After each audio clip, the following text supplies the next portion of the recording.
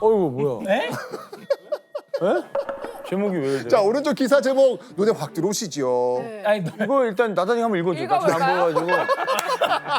나 잘 안 보여. 예. 조명 때문에 잘 안 보여가지고. 헤드라인이 굉장히. 뭐 어떻게 해 저렇게? 자, 많고 많은 어휘 중 단 하나의 어휘를 표준말로 고르는 과정이 얼마나 심각했는지 그 회의 내용이 신문에까지 실렸던 겁니다. 자, 이제 이 상황을 제가 설명드릴게요. 개가 낳은 자식의 표준어를 뭐라고 해야 되겠습니까? 우리는 강아지로 그냥 하나? 개가 낳은 자식이 어쨌든 간에 개의 개 새끼죠. 이거를 이렇게 하자면 그쵸? 네. 자, 이게 장시간 토론할 수밖에 없는 거예요. 최종 후보자는 강아지와 개새끼였습니다. 자, 다수결로 정하기로 하고요. 사회자가 말합니다. 자, 여러분들 먼저 강아지부터 손 드세요. 강아지. 강아지. 강아지. 오케이, 강아지. 좋습니다. 자, 이번에는 개새끼 손 드세요. 아, 네. 네, 오케이. 자, 이번에는 개새끼라는 단어를 주장하는 사람들이 손을 들었습니다. 자, 그런데 회의에 참여한 한 사람이 어디 손을 들었는지 모르겠다는 거예요. 자, 그래서 사회자가 이제 그 사람한테 묻습니다. 선생님은 강아지죠? 그때 나온 대답. 아니요, 나는 개새끼요. 본인은 후자에 투표했다는 거죠. 그게 나온 거구나. 네. 엄숙했던 회의장은 어떻게 됐을까요? 아, 진짜. 웃음바다가 무슨 된 바다가 거예요. 됐겠다. 아. 이 상황이 너무 재밌잖아요, 네. 지금. 우스운 에피소드지만 회의에서 낱말 하나도 허투루 다루지 않았던 조선학회의 모습을 짐작해 볼 수 있습니다. 자, 이렇게 뭐 하나 쉬운 게 없었습니다. 그 결과 조선학회는요, 많은 사람이 모인 이런 큰 회의를 여러 번 거친 뒤 1년 9개월 만에 이걸 만들어냅니다. 사정한 조선어 표준말 모음, 바로 조선어 학회에서 가능한 표준어 어휘집.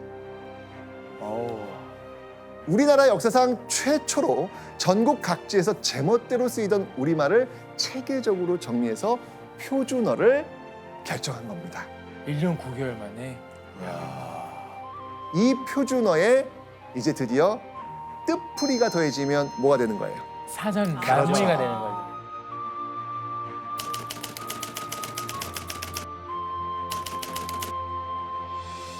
사전의 완성을 향해 성큼 다가간 엄청난 업적이었습니다.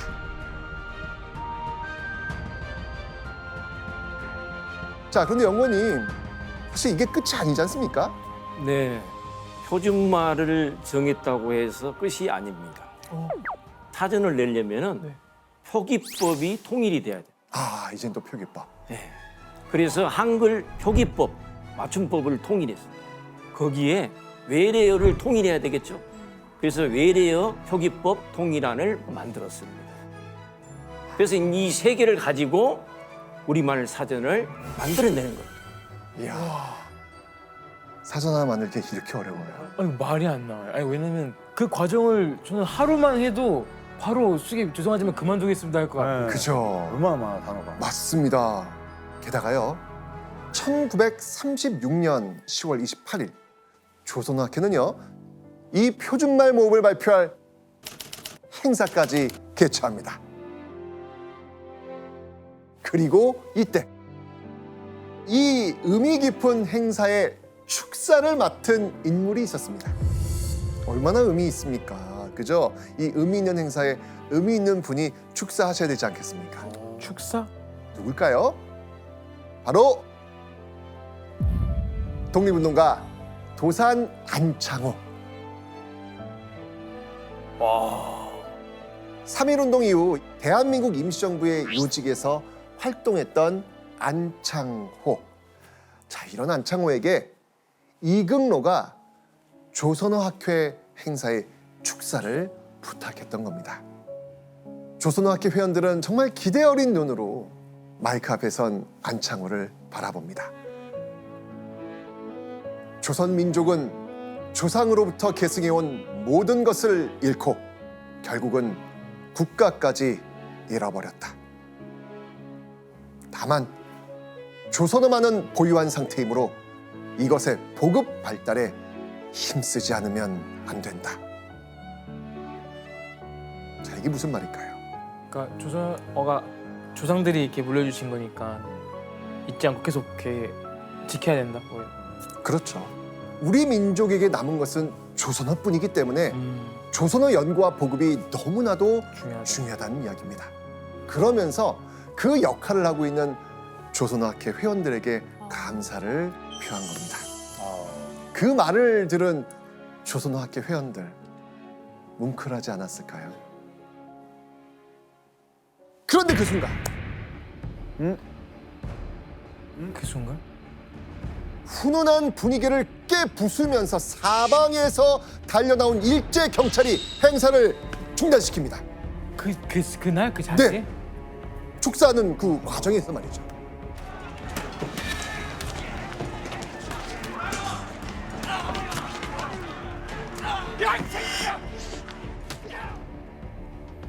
일제는 우리 조선말을 말살하는 것이 자신들의 정책이었습니다. 그런데 조선학회는 조선말을 유지하려고 했죠. 그래서 그들의 눈에는 눈의 가시였습니다. 그런데 독립운동가 안창호가 축사를 한다니, 게다가 나라는 빼앗겨도 우리 말은 지켜야 된다는 그런 말을 한 것은 일제 경찰의 입장에서는 받아들이기가 어려웠던 것입니다. 국민정신총동원연맹이라는 친일 단체에 들어가기까지 했습니다. 마음에도 없는 행동과 말을 하는 것. 조선학회 회원들은 오직 사전을 만들겠다라는 이 일념으로 이런 굴욕까지 참아야 했습니다. 이런 수모와 굴욕을 견디는 동안 시간을 번 거잖아요. 계속해서. 그러니까 시간을 벌고 네, 있었죠. 조선어학회의 사전 원고는 점점 완성되어 가고 있었습니다. 다행이네요. 다행이다. 그런데 이런 눈물겨운 노력에도 일제는 조선어학회를 일망타진할 수 있는 절호의 기회를 잡게 됩니다. 조선어 사전 편찬의 발목을 잡는 사건은요, 아주 엉뚱한 데서 터집니다. 엉뚱한데요? 누구도 예상하지 못했다.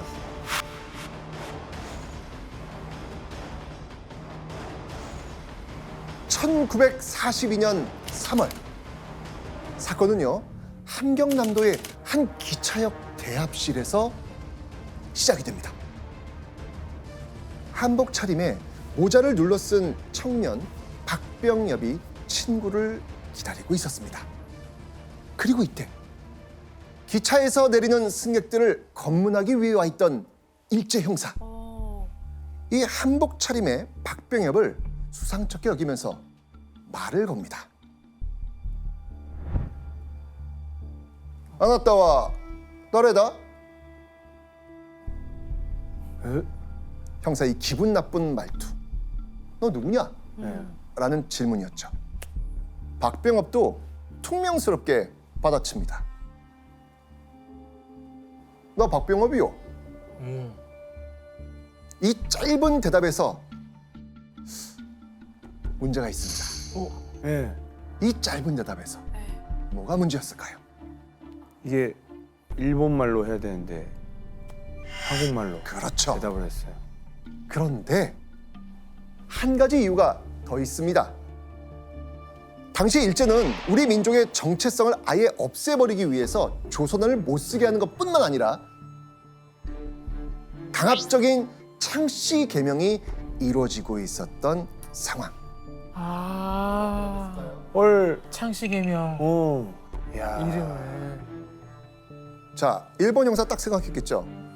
이자는 국어를 쓰지 않는 데다가 창씨 개명도 하지 않았으니 이거 대일본족에 반항하는 불온한 조선임 틀림없다. 즉시 이 박병엽을 경찰서로 연행해서요, 신상을 캐묻습니다. 그리고 며칠 후 박병엽을 끌고 그의 집에 가서 가택 수사까지 진행한 겁니다. 뭐라도 찾아내가지고 이거 꼬투리 잡아야 되겠다, 이런 작심을 한 거죠. 그런데 꼬투리가 될 만한 게 안 다행이네요. 나와요. 다행이다. 안 나왔어. 자, 그러면 형사들이 그대로 포기할까요? 이제 아무것도 안 나왔는데 뭐. 형사들은요, 박병엽이 안 나오니까 박병엽의 조카 박영희의 물건까지 뒤집니다. 당시 그 조카 박영희는요, 중학생이었어요. 중학생. 아이고. 일제 경찰 이거 심했네. 악랄합니다, 지금. 그죠? 그 중학생 그 뒤져서 뭐가 나왔겠습니까? 형사들이 챙긴 건요, 그냥 박형이 그 서랍에서 발견한 일기장 2권이었습니다.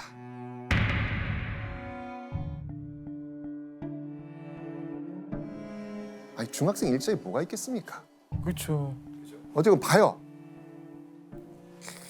무슨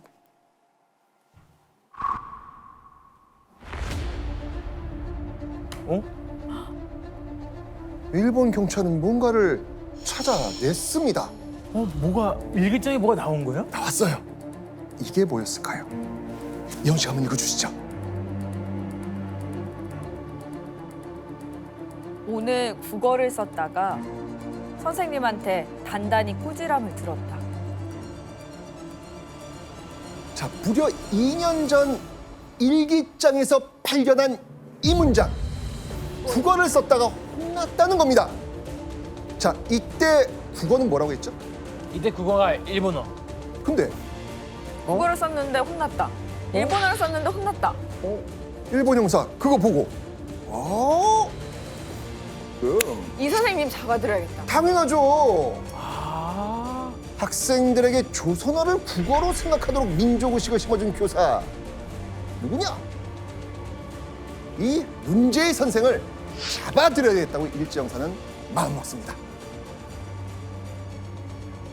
자, 근데 이게 몇 년 전 문장이라고요? 2년 전. 무려 2년이나 된 일을 꼬투리 삼기 시작한 겁니다. 진짜 정말 탈탈 털고 있는 겁니다, 지금.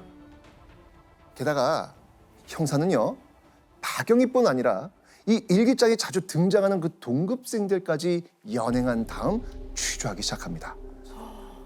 어린 학생들은 두려움에 떨면서 이 이름 3글자를 대고 맙니다. 바로 정태진. 정태진. 이 정태진이란 인물은 누굴까요? 어학회 사람인가요? 선생님? 맞습니다. 이 사람은 바로 조선어 학회 학원이었던 겁니다. 아이고야.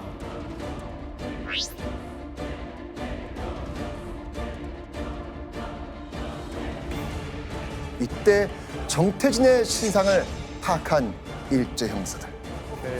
이거다. 잡았다. 잡았다. 이거다. 어떻게 이렇게 이어져 오지? 그러니까요. 그 기차 거기서 이렇게까지.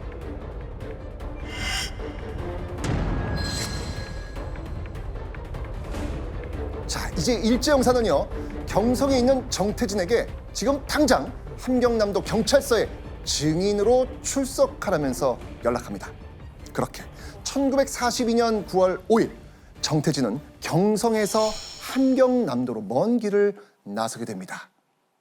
그리고 함경남도 홍원경찰서에 도착한 정태진은 깜짝 놀랍니다. 자신이 증인이 아니라 네. 피의자라는 겁니다. 증인으로 나오라고 했는데. 네. 거짓말이었나? 자, 형사들이 말한 정태진의 혐의, 그 혐의는 바로 이거였습니다. 치안유지법. 시한유지법. 자, 흔히 독립운동가들에게 뒤집어 씌우는 혐의가 대개 치안유지법 위반이었습니다. 일제 형사들은요, 조선어 학회에서 사전을 만드는 정태진을 독립운동가에 준하는 위험 인물이라고 파악했던 겁니다. 이후 정태진 어떻게 됐을까요? 어우. 바로. 아니 이미 왔으니까 잡힌 건 잡힌 건데 고문 엄청 당하고 막 그런 게 아닐까? 그렇죠. 맞습니다. 20여일 동안 계속해서 고문합니다. 결국 20일 동안 이 고문을 받은 이 정태진은 정말 초주검이 됩니다. 계속되는 악독한 고문을 못 이긴 정태진은 결국 일제 형사들이 원하는 말을 하게 됩니다. 조선어 학회가 독립을 원하는 민족주의 단체요 라고 자백을 한 겁니다. 자, 그렇다면 조선어 학회의 그 꼬투리를 잡아낸 일제 형사들, 자, 이제 이들이 향한 곳은 어디였을까요? 조선어학회. 그렇죠. 정태진이 잡혀간 지 26일이 지난 1942년 10월 1일. 늘 그랬듯이 조선어학회 회원들은요, 막바지에 이른 사전 편찬 작업으로 밤늦게까지 일하고 있었습니다. 새벽녘이나 되어서야 겨우 퇴근하면서 집에 들어선 그때 일제 형사들이 퇴근하는 그들을 갑자기 잡아들인 겁니다. 퇴근할 때 네.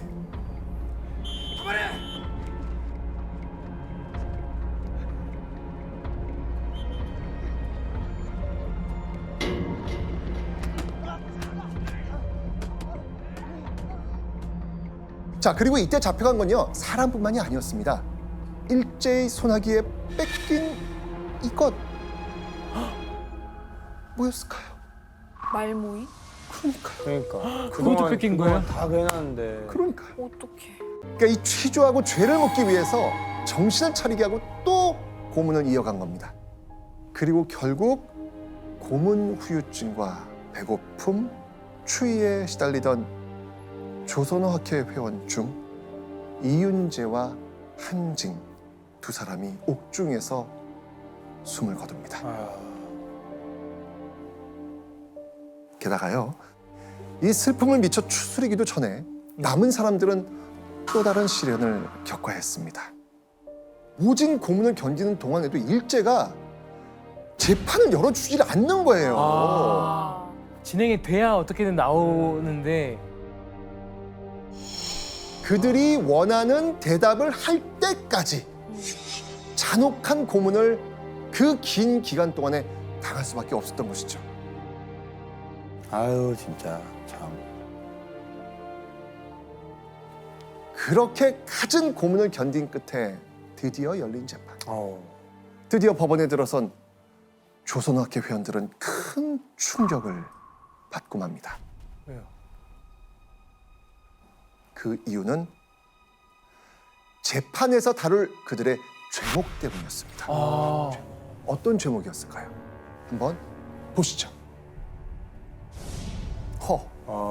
내란죄?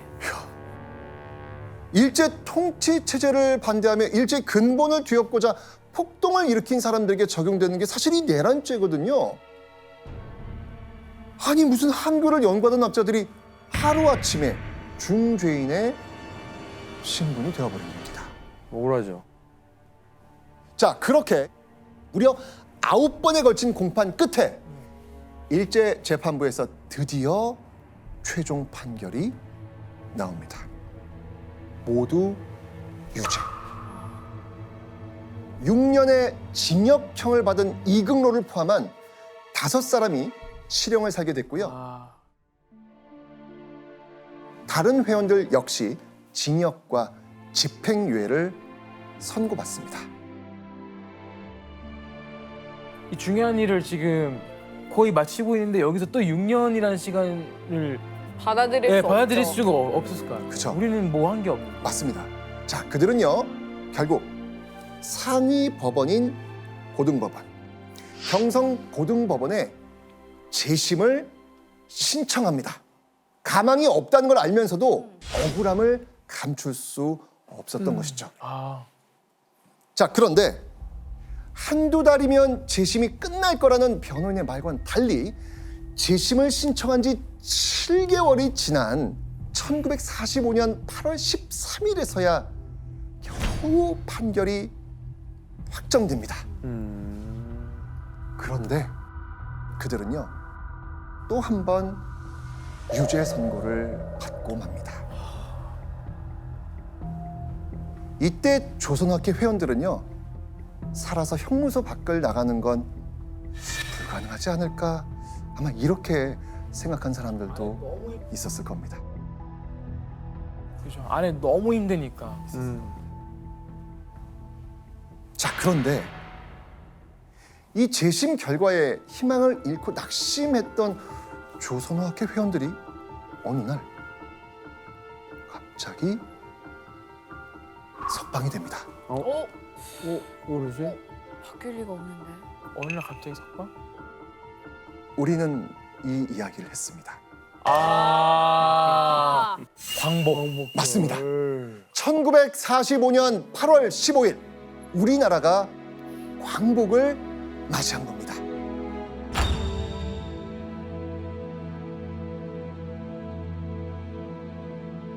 조선어학회 회원들이 재심 결과에 실망하고 있던 도중 광복이 찾아왔고요.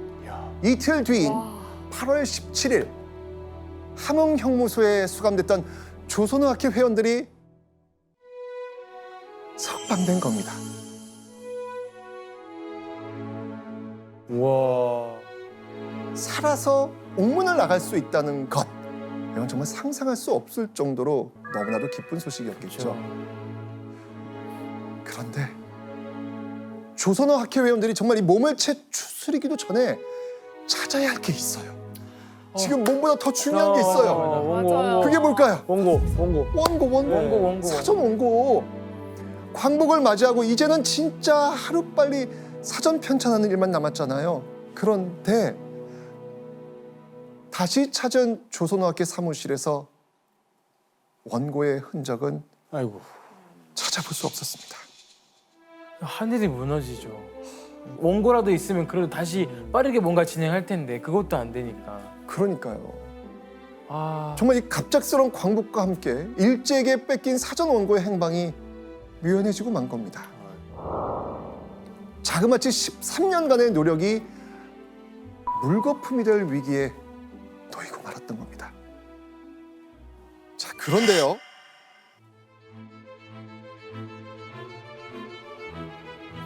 광복한 지 24일이 지난 1945년 9월 8일 조선어 학회 사무실로 한 통의 전화가 걸려옵니다. 전화가 걸려온 곳은 바로 여기였습니다. 어디입니까? 여기 기차. 서울역. 서울역. 네, 여기 서울역이죠. 서울역. 맞습니다. 바로 서울역. 1945년 당시엔 경성역이었거든요. 네. 전화는 바로 이곳 경성역 역장으로부터 걸려온 겁니다. 이렇게 말이죠. 여기? 경성역 창고에 조선말을 풀이한 원고 뭉치가 한 무더기 있어요. 여기 와서 한번 빨리 확인해 보세요. 경성역 창고에 조선말을 풀이한 원고 뭉치가 있다? 오. 사전에 원고를 찾은 겁니다. 자, 이 사전 원고를 찾은 조선어학회 회원들의 기분 어떻겠습니까? 아니 기분 알 거고 일단 출발이죠 바로 그냥. 당시 상황이 남아있는 기록이 있는데요. 한번 보시죠. 사람 따라 말까지 옥살이 창고에 갇혔던 우리 사전 천일하에 해방된 원고 조선어학회 일동의 대환희. 와. 진짜. 자, 이 사전 원고를 되찾는 게 얼마나 대단한 일이었던지 와. 신문에 기사까지 실린 겁니다. 와. 안 실리겠습니까? 실리죠. 아유, 그럼요. 경성역 창고에는요 400자 원고지 26,500여 장 분량의 사전 원고가 고스란히 놓여 있었던 겁니다. 와. 찾으시는 게 이게 맞지요?